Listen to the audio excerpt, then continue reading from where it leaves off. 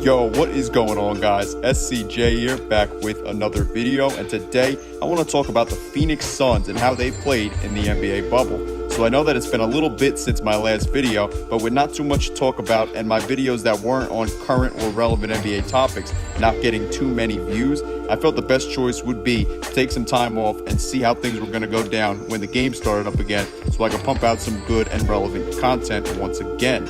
One of the few topics I wanted to talk about was the Phoenix Suns and just how good they've been playing in the NBA bubble in Disney World or the NBA campus. So let's take a look and dive into the play of the Phoenix Suns and just how good they've been over the last few weeks.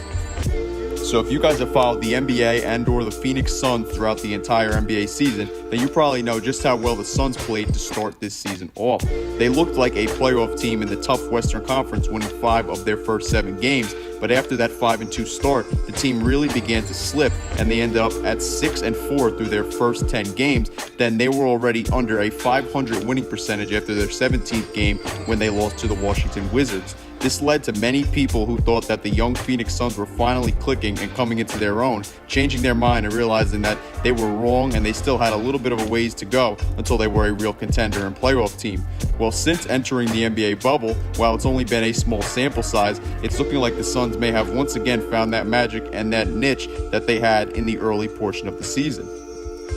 At the time of this recording, the Suns are undefeated and the only undefeated team since entering the NBA campus in Orlando and have knocked off some very tough teams in the process, including most notably the LA Clippers. The Suns' core group of Mikal Bridges, Cam Johnson, DeAndre Ayton, and Devin Booker have all performed significantly well in Orlando, and the Suns' 2 most important players, D-Book and Ayton, have really been the biggest reason for the Suns' breakout performance in the bubble, with Ayton surprisingly stretching the floor more as well as taking another step forward defensively, and Devin Booker carrying the load offensively with his playmaking and clutch shots. The Suns look like a team that can give the other teams a run for their money in terms of grabbing the 8th spot in the Western Conference.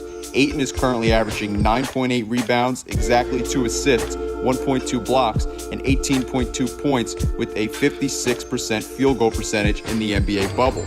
Booker is averaging exactly 3.6 rebounds, 5.6 assists, and 0.6 steals to go along with his 29.4 points on exactly 50% field goal percentage in the NBA bubble. Those are tremendous numbers from both of those guys, and it's easy to see why the Suns are the only undefeated team left in the NBA bubble down in Orlando.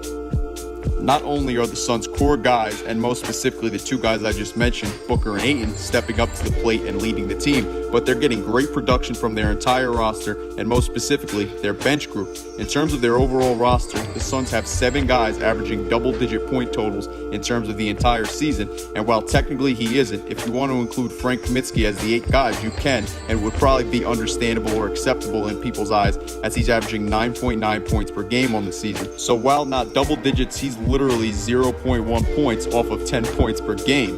One guy on the bench who has been very good in the bubble is a man who was picked up by the Suns as just a player for the play-in games, and that's Cameron Payne.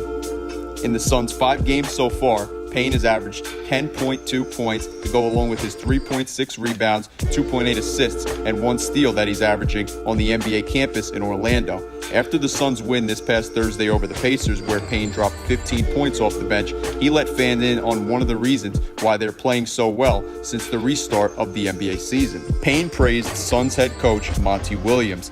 "Monty is pushing us and he's doing a great job. We're making sure we're ready to play every night and everybody is doing their job. We want to let everyone know we're not just here to try and get everyone ready for the playoffs, we're trying to make that." So those are definitely some positive compliments from Payne towards one of the guys I felt should have had a head coaching job sooner than he did after being an assistant coach for 4 years before being hired as the Suns head coach last May.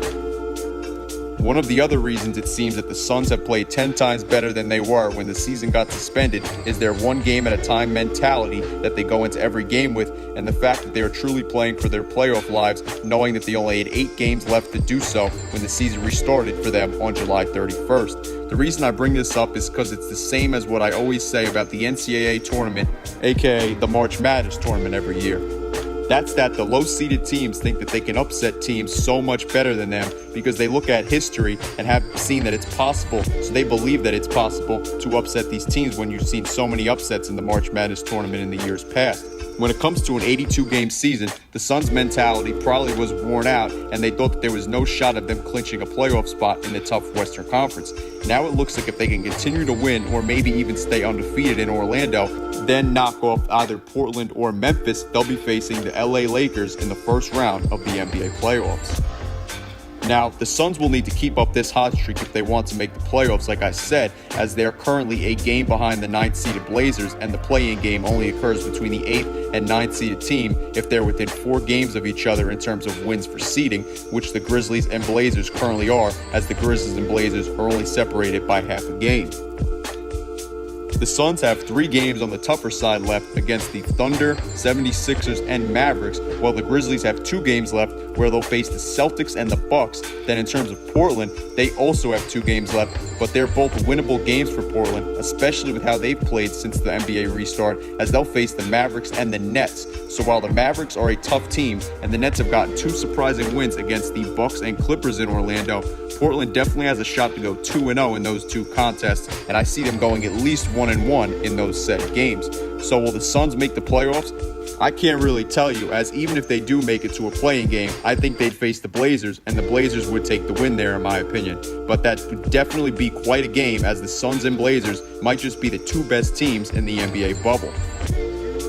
I want to know what you guys think though. Do you see the Suns making the playoffs? And if not, who do you think grabs that final spot in the Western Conference? Let me know down in the comment section below. Anyway, that's going to be it for me today. If you like this video, then give it a like. And if you want to see more NBA content and breakdowns, hit that subscribe button and notification bell. And I'm SCJ, and I am out. Peace.